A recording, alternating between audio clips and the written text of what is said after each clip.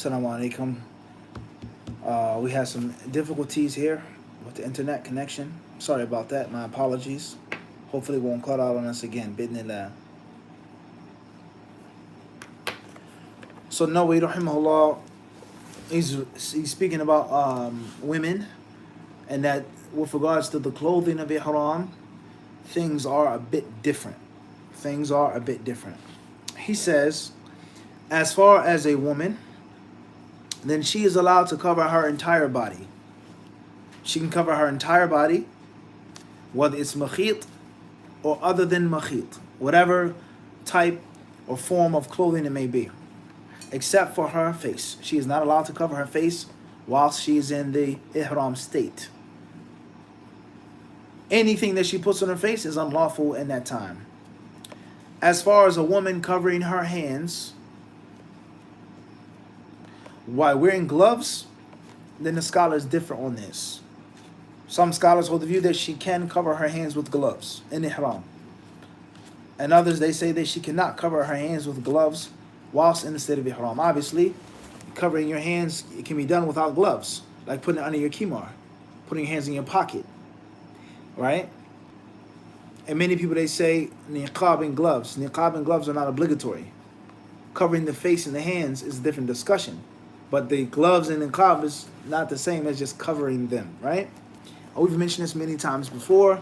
If you're going to cover your face, cover your hands as well.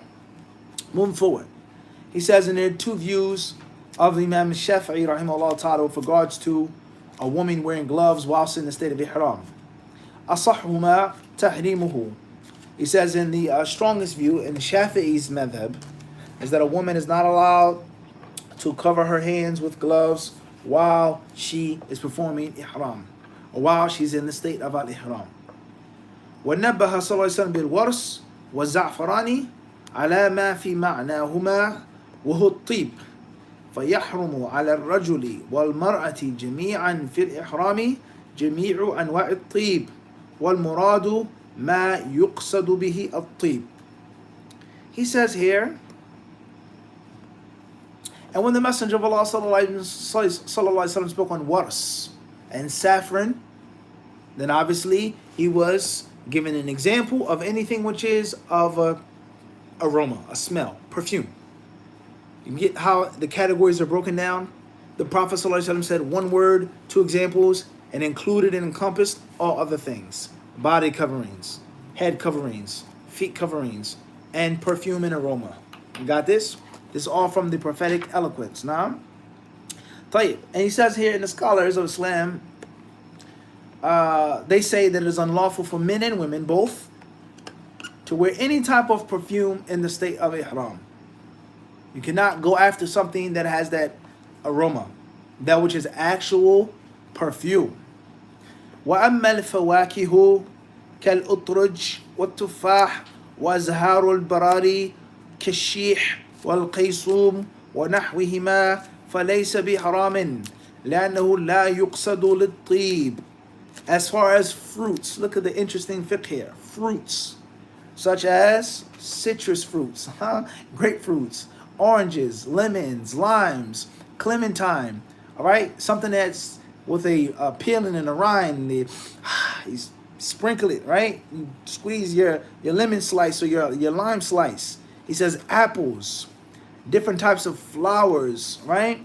These things that have nice, pleasant aromas, then they are not unlawful. So when you're on ihram, if you want to eat an orange, that's fine. If some of the orange juice is spilled on your ihram, that's fine. If you had a lemon and you poured lemon in your tea, or lemon on your freshly grilled meat, that's permissible, that's fine. Even if the lime or the lemon stayed on your fingers. And obviously we all know the power of a fresh lemon and of a fresh lime. Many people, they use these things to clean as astringents and different things. None of that is impermissible. If a man bought his wife a bouquet of flowers on Hajj, that's permissible. All right? If he brought her a rose or a tulip and he said, he smelt it and some of it fell on his ihram. Or if he put a rose on his ihram or her ihram, a rose in your hair, your flower, whatever the case may be, none of that is unlawful, even though it has a what? A pleasant smell. And understand this. He says, لأنه لا يقصد للطيب. He says, and that's because the people are not intentionally using these things for perfume. And this is a very important point here, guys. All jokes aside, okay? Very important point. And that is looking at the wisdom behind the legislation. The wisdom behind the legislation. What does Allah want from us in this being haram and this being halal, this being obligatory?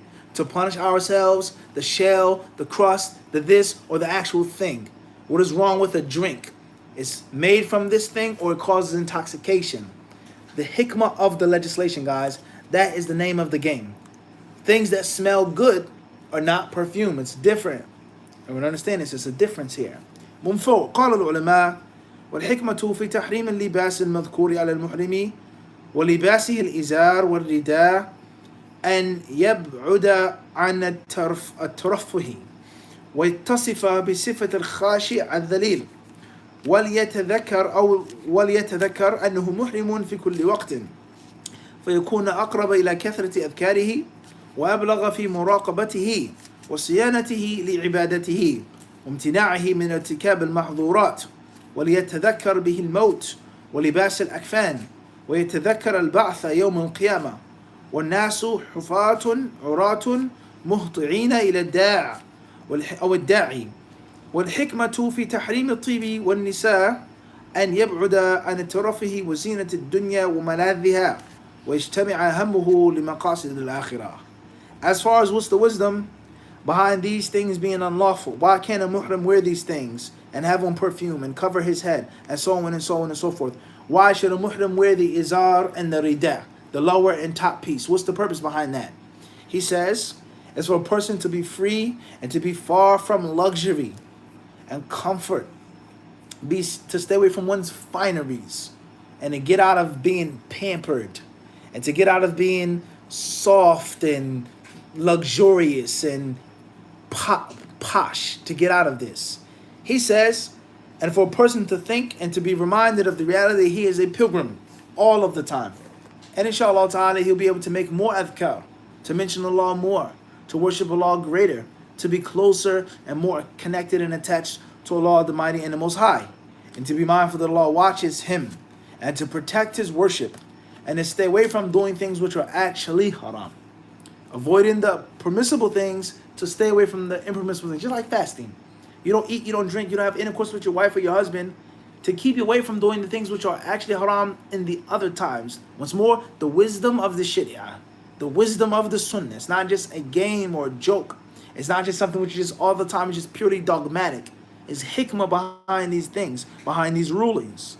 He says, and for the pilgrim to be reminded of death and of the kafan, the shroud, and for a person to be in the state of resurrection, to be thinking about resurrection and how people will stand up, they'll be uncircumcised, they'll be naked, and they will be barefoot, have no shoes on, and they will be called, and they will be summoned. They will be summoned. He says, and from the wisdoms behind avoiding perfume, avoiding cologne, avoiding having intercourse and intimacy with women, is to stay away from pleasures and self-indulgence, things of this worldly life, right? And for one's heart and for one's mind, for one's concentration to be focused upon the hereafter. Listen to these words. Smelling good, dressing with fine clothes, being with women, it distracts you. Intercourse, intimacy distracts you. It diverts you.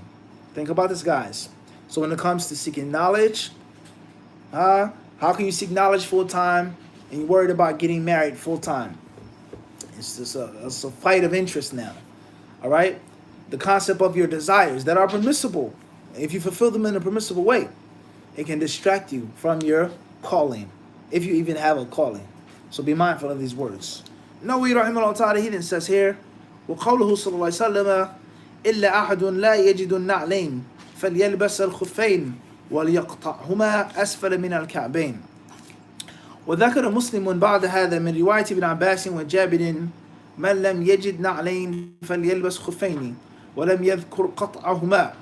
واختلف العلماء في هذين الحديثين فقال أحمد يجوز لبس الخفين بحالهما ولا يجب قطعهما لحديث ابن عباس وجابر وكان أصحابه يزعمون نسخ حديث ابن عمر المصرح بقطعهما وزعموا أن قطعهما إضاعة مال.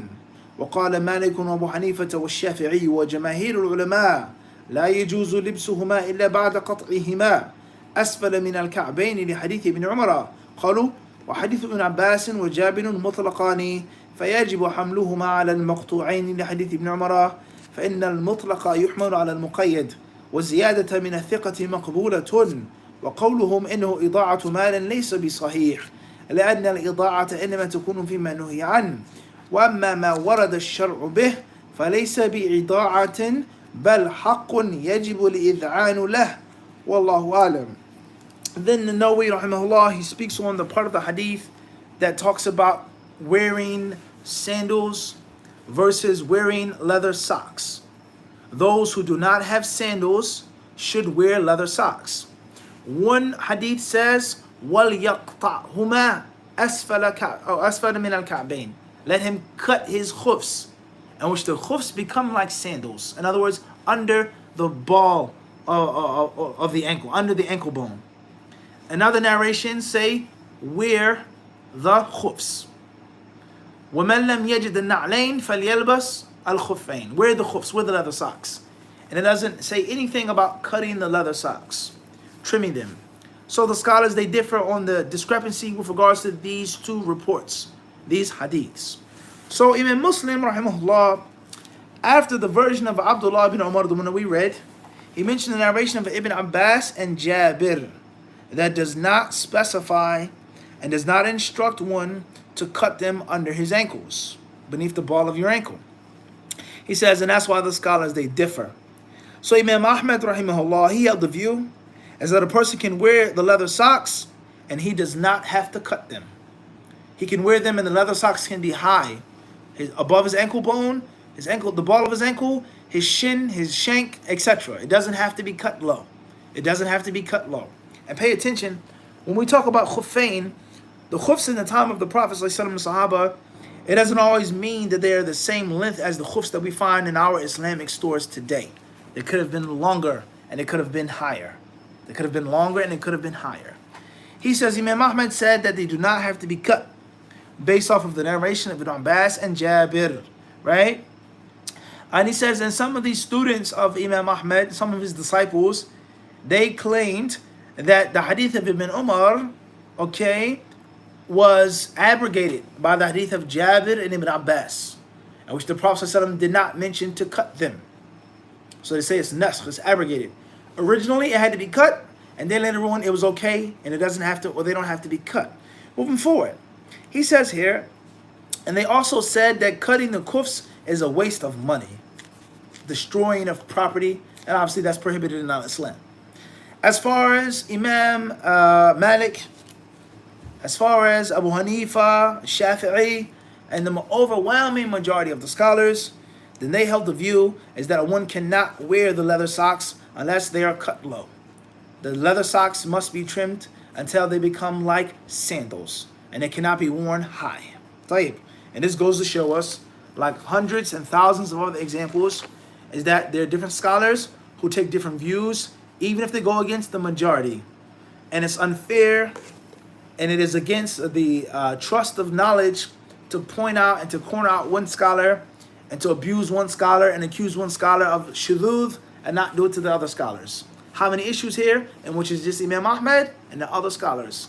And no, we didn't say that Imam Ahmad is shudud. But if it was Ibn Hazm, they say shudud. And the scholars today, and of the earlier years, 20, 30 years ago, they did the same thing. Albani took a view that the other scholars didn't take. They say Albani is shadh. Ash-Shawkani is shadh. As-San'ani is shadh. So what about when it's Imam Ahmad versus, and now he says Jamahir ulama, the overwhelming majority. Is Imam Ahmad shadh? Or Shafi'i shadh? Abu Hanifa shadh? So either we're going to say you can't go against the majority, or you can, as long as you have proof and evidence, regardless of whose view is strongest. But is it blameworthy for a person to go against the majority with a view that they based upon proof and evidence? That is the discussion and the argument, or the lecture at hand. Moving forward, he says the majority of the scholars, they hold the view is that the khufs, the leather socks, must be cut beneath the ankle bone. طيب. And they say is that the hadith of Jabir ibn Abbas is mutlaq, is unrestricted, and the hadith of Ibn Umar is muqayyad. And in the usul al-fiqh, the mutlaq hadith is supposed to be understood in light of the restricted muqayyad hadith. طيب. Moving forward. They also say is that this is an additional piece of narration, ziyada, min al-thiqah, etc. And then when they say that it's waste of money, he says then that's incorrect. That's invalid. And that's because wasting money is only going against the Sharia. As far as when the Sharia has told us to do something, then it is no longer wasting money. It's a very important point that Nawawi is making, regardless of who's right in this issue, and that is there is no using one's mind and using generalities in light of the specific prophetic text. The specific prophetic text. There is no generality anymore. Many scholars, they do this. And of course, Shafi'i's madhab, Nawawi and other scholars, they would do it all the time.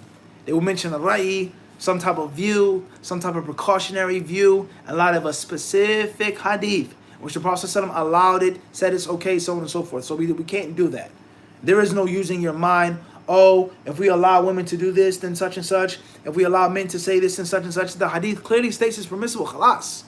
There is no general caution or general rule anymore. We go with the specific dalil and the specific hadith. Everybody understand this? Inshallah, hopefully this is clear. Moving forward. Nawawi rahimahullah ta'ala says, قالوا صلى الله عليه وسلم ولا تلبسوا من الثياب شيئا مسه زعفران ولا الورس أجمعت الأمة على تحريم لباسهما لكونهما طيبا ولحقوا بهما جميعا وما يقصد به الطيب وسبب تحريم الطيب أنه داعية إلى الجماع وأنه ينافي تذلل الحاج فإن الحاج أشعث أغبر أو أشعث أغبر والسواء في تحريم الطيب الرجل والمرأة وكذا جميع محرمات الإحرام سوى اللباس كما سبق بيانه. He then says, and when the Prophet ﷺ says one cannot wear any type of wars or any type of saffron, any type of clothing that has been touched by that type of perfume, obviously it's perfume. He says anything else which is intentional perfume. Anything else which is intentional perfume. Pay attention, guys. Many people, they say you can't wear this type of soap. You can't wash your hands with this type of soap. They say because it's tib. When you wash your hands with soap, are you intending to get the fragrance, or to clean your hands? Hand sanitizer, to clean your hands, or the smell of the sanitizer. So something which is maqsoodun bihi, in which I'm going after the smell, versus something which the smell is taba'un lahu, which is just an addition. It comes as a tag along, but that wasn't my intention. Oh, this is nice. This lavender, sea salt, sugar scrub soap, soft soap, Bath Body Works, whatever type of soap that the people have, the fancy names of soaps that they have. Homemade soaps, right?